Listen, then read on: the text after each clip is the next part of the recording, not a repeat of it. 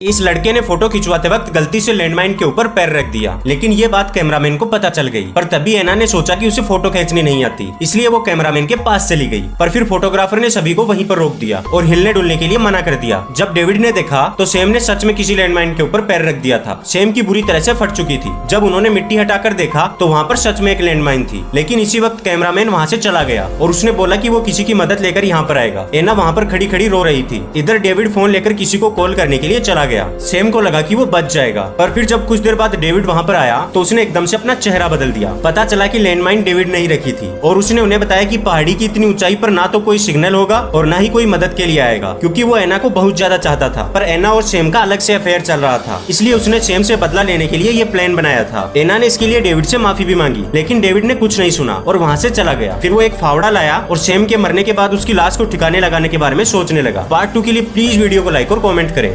अब सैम को ऐसा लगने लगा कि लैंडमाइन नकली है, क्योंकि डेविड उसके पास पिछले 6 घंटे से खड़ा था। उसे इस बात का जरा भी डर नहीं था कि वो लैंडमाइन को फोड़ सकता है। पर वो जैसे ही पैर हटाने वाला था तभी डेविड ने माइन की सेफ्टी पिन को हटा दिया, जिससे अब ये कंफर्म हो गया कि अगर अब सैम ने कुछ भी हरकत की तो वो मारा जाएगा। फिर डेविड ने अपनी गर्लफ्रेंड को छिनार बोला और सेफ्टी पिन को दूर जंगल में फेंक दिया, जिसके बाद बिना उनकी ओर देखे अपना बैग लेकर वहाँ से चला गया। और इधर एना ने सैम के साथ रहने का फैसला किया। फिर जल्दी डेविड और फोटोग्राफर एक दूसरे से मिल गए। पता चला कि फोटोग्राफर और डेविड दोनों एक दूसरे से मिले हुए थे और डेविड के कहने पर ही फोटोग्राफर ने सैम को फिक्स लैंडमाइन के ऊपर खड़ा किया था। पर फिर कुछ देर बाद एना को जंगल में वो सेफ्टी पिन मिल गई, इसलिए एना जल्दी से सैम के पास आकर उस सेफ्टी पिन को लैंडमाइन के अंदर लगाने लगी। पर उसकी बहुत कोशिश के बाद भी वो इसमें नाकाम रही। फिर एना सैम के पास एक गड्ढा खोदने लगी, पर तभी उन दोनों का ऐसा करते हुए एक शिकारी ने देख लिया। शिकारी का कुत्ता तेजी से दौड़कर उनके पास आ पहुंचा। शिकारी भी उनके पीछे अपनी बंदूक लेकर आ गया, लेकिन उन दोनों ने शिकारी को यहाँ की सारी सिचुएशन के बारे में बताया। पार्ट 3 के लिए प्लीज वीडियो को लाइक और कमेंट करें।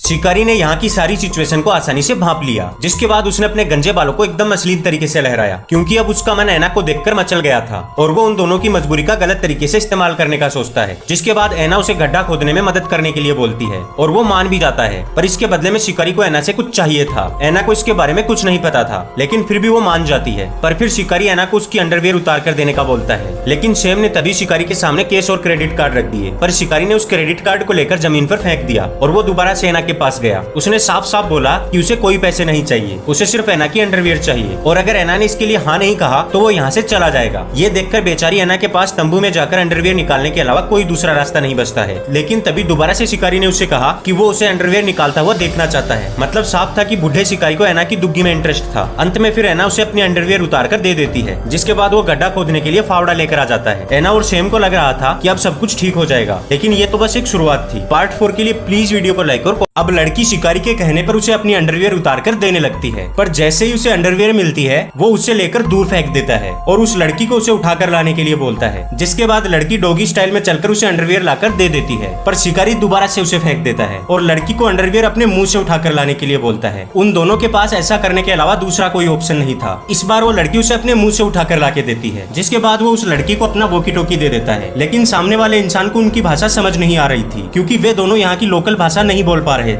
इसलिए अब एक बार फिर लड़की शिकारी को मदद के लिए बोलती है। ठरकी शिकारी मान तो जाता है, पर हर एक शब्द को ट्रांसलेट करने के बदले में वो लड़की का एक कपड़ा उतरवाना चाहता था। मजबूरी में बेचारी लड़की उसकी इस बात को मान जाती है, जिसके बाद वो सामने वाले इंसान से बात करने लगता है और इधर वो बेचारी लड़की एक एक करके अपने सारे कपड़े उतारने लगती है। लेकिन ठरकी शिकारी को उस लड़की पर जरा भी तरस नहीं आ रहा था। वो तो बस उनके मजे ले रहा था। इवन वॉकी टॉकी पर बात करने वाला आदमी भी कोई और ही था। पर फिर एंड में लड़की इसके आगे कपड़े उतारने के लिए मना कर देती है। पार्ट 4 के लिए प्लीज वीडियो को लाइक और कमेंट करें।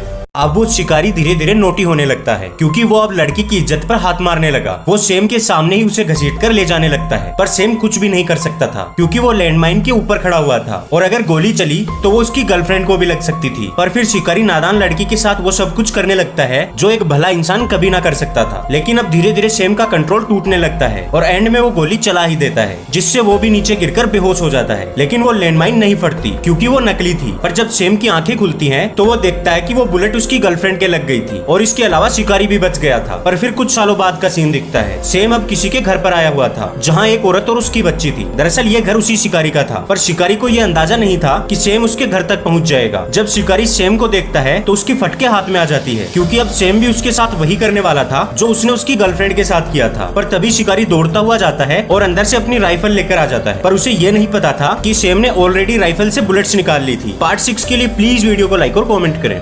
अब वो लड़का वही सब दोहराने लगता है जो उस शिकारी ने उसकी गर्लफ्रेंड के साथ किया था। वो शिकारी की बेटी को पकड़कर उसकी पेंटी उतारने लगता है, पर शिकारी पड़ा पड़ा केवल देख सकता था क्योंकि लड़के ने पहले ही उसके पैरों में गोली मारकर उसे घायल कर दिया था। इवन शिकारी की वाइफ भी उसे ऐसा ना करने की रिक्वेस्ट कर रही थी, पर अब लड़के को उनकी बातों से घंटा कुछ फर्क नहीं पड़ रहा था। वो लड़की से उसकी पेंटी ले लेता है और फिर सेम शिकारी की तरह ही पेंटी फेंक कर लड़की को उसे डॉगी स्टाइल में उठाकर लाने के लिए बोलता है। वो लड़की भी बेचारी अपने बाप की गलती की वजह से फंसी हुई थी, पर फिर वो पेंटी लेकर शिकारी को उसके मुंह में दे देता है। शिकारी रोता हुआ उसे कहता है कि उस दिन उसने बहुत ज्यादा पी रखी थी, इसलिए उसने नशे में उनके साथ ऐसा कर दिया। पर लड़के को इस चीज से मतलब नहीं था। वो शिकारी की बेटी के साथ लगातार गंदी हरकत किए जा रहा था और शिकारी को आराम से देखने के लिए बोल रहा था। पर फिर अंत में वो एक गेम शुरू करता है। वो शिकारी की जान के बदले लड़की को उसके कपड़े उतारने के लिए बोलता है। वो लड़की डर की वजह से धीरे धीरे अपने कपड़े उतारने लगती है, पर इसी बीच लड़के के हाथ से गोली चल जाती है और इसी के साथ ही ये मूवी खत्म हो जाती है। बट क्या लड़के ने सही किया?